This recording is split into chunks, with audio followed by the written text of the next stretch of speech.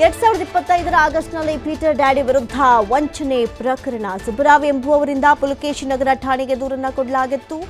ಇನ್ನು 300 ಎಕರೆ ಜಮೀನು ದಾಖಲಾತಿ ಸರಿಪಡಿಸಿ ಖಾತೆ ಬದಲಾವಣೆ ನಂತರ ಮಾರುಕಟ್ಟೆ ಬೆಲೆಗೆ ಮಾರಾಟ ಮಾಡಿಕೊಡುವುದಾಗಿ ವಂಚನೆ ಮಾಡಿರುವಂತಹ ಅತಿ ದೊಡ್ಡ ಆರೋಪ ಕೇಳಿಬಂದಿರೋದು. ಇದಕ್ಕೋಸ್ಕರ 96,50,000 ಹಣವನ್ನು ಕೂಡ ಈ ಪೀಟರ್ ಡ್ಯಾಡಿ ಪಡೆದುಕೊಂಡಿದ್ರು.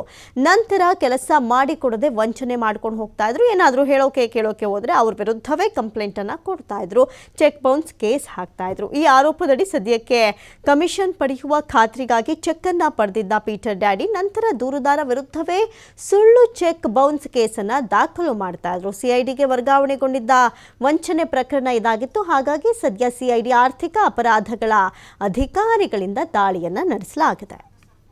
ಈ ಬಗ್ಗೆ ಹೆಚ್ಚಿನ ಡೀಟೇಲ್ಸ್ ಅನ್ನ ಕೊಡ್ತಾ ಹೋಗ್ತಾರೆ ದೂರವಾಣಿ ಸಂಪರ್ಕದಲ್ಲಿ ಪ್ರತಿನಿಧಿ ಸಂತೋಷ್. ಇನ್ನು ಈತ ಒಬ್ಬರಿಗೋ ಇಬ್ಬರಿಗೋ ವಂಚನೆ ಮಾಡಿರೋದಲ್ಲ, ಹಲವಾರು ಉದ್ಯಮಿಗಳಿಗೆ ಇದೇ ರೀತಿಯಾಗಿ ವಂಚನೆ ಮಾಡ್ಕೊಂಡು ಬರ್ತಾ ಇದ್ರು. ಈ ಪ್ರಕರಣದ ಡೀಟೇಲ್ಸ್ ಕೊಡೋದಾದ್ರೆ ಅಮೃತ, ಏನು CID UOW economic offence wing ಏನಿದೆ, ಇವರಿಂದ ಒಂದು ದಾಳಿಯನ್ನ ನಡೆಸಿರುವಂತದ್ದು. ಬೆಳಗ್ಗೆ ಪೀಟರ್ ಡ್ಯಾಡಿ ಅಂತ ಏನಿದ್ದಾನೆ, ಈತನ ಮನೆ ಮತ್ತು ಕಚೇರಿಗಳ ಮೇಲೆ ದಾಳಿಯನ್ನು ನಡೆಸಿದ್ರು. ಈತನ ವಿರುದ್ಧ ನಗರದಲ್ಲಿ 10 ವಂಚನೆ ಪ್ರಕರಣಗಳು ದಾಖಲಾಗಿದ್ವು. ನಿಮ್ಗೆ ಯಾವ್ದಾರ ಕೆಲಸವನ್ನ ಮಾಡ್ಕೊಡ್ತೀವಿ, ದಾಖಲೆಗಳನ್ನ ಸರಿ ಮಾಡಿಸ್ಕೊಡ್ತೀವಿ.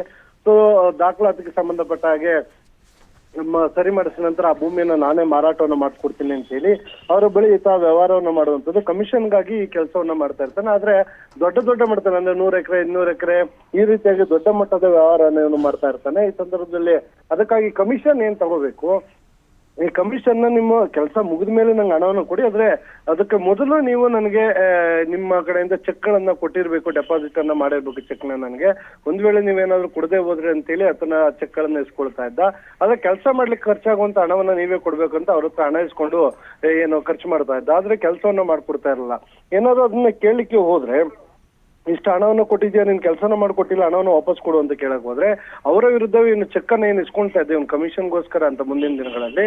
ಸೊ ಆ ಒಂದು ಚೆಕ್ ಅನ್ನ ಈತ ತೆಗೆದುಕೊಂಡೋಗಿ ಕೇಸನ್ನ ಹಾಕಿ ಚೆಕ್ ಬೌನ್ಸ್ ಅನ್ನ ಮಾಡ್ತಾ ಇದೆ. ಈ ಬಗ್ಗೆ 10 ಪ್ರಕರಣಗಳು ನಗರದಲ್ಲಿ ದಾಖಲಾಗಿದ್ವು. ಸೊ ಹೀಗಾಗಿ ಅದರಲ್ಲೂ ವಿಶೇಷವಾಗಿ ಈ ವೀಸ್ ಡಿವಿಷನ್ ಏನಿದೆ ಆ ಭಾಗದಲ್ಲಿ ಹೆಚ್ಚಾಗಿ ಪ್ರಕರಣ ದಾಖಲಿದೆ. ಸದ್ಯ ಈ ಸಂಬಂಧ ಪ್ರಕರಣ ದಾಖಲಾದ ಬೆನ್ನಲ್ಲೇ ಸುಬ್ಬರಾವ್ ಈ ಹಿಂದೆ ದೂರನ್ನ ಕೊಟ್ಟಿದ್ರು. ಅವರಲ್ಲದೆ ಇನ್ನೂ 10 ಜನರು ದೂರನ್ನ ಕೊಟ್ಟರೆ ಆ ದೂರಿನ ಅನ್ವಯ ಪ್ರಕರಣ ಸಿಐಡಿಗೆ ವರ್ಗಾವಣೆ ಆಗಿತ್ತು. ಈಗ ಸಿಐಡಿ ಅಧಿಕಾರಿಗಳು ದಾಳಿ ನಡೆಸಿ ಪರಿಶೀಲನೆ ನಡೆಸ್ತಾ ಇರುವಂತದ್ದು. ಪರಿಶೀಲನೆ ವೇಳೆ ಒಂದಿಷ್ಟು ಚೆಕ್ಗಳು, ದಾಖಲಾತಿಗಳು ಎಲ್ಲವೂ ಕೂಡ ಪತ್ತೆ ಆಗಿದೆ. ಪರಿಶೀಲನೆ ಇನ್ನೂ ಕೂಡ ಮುಂದುವರೆದಿರುವಂತದ್ದು.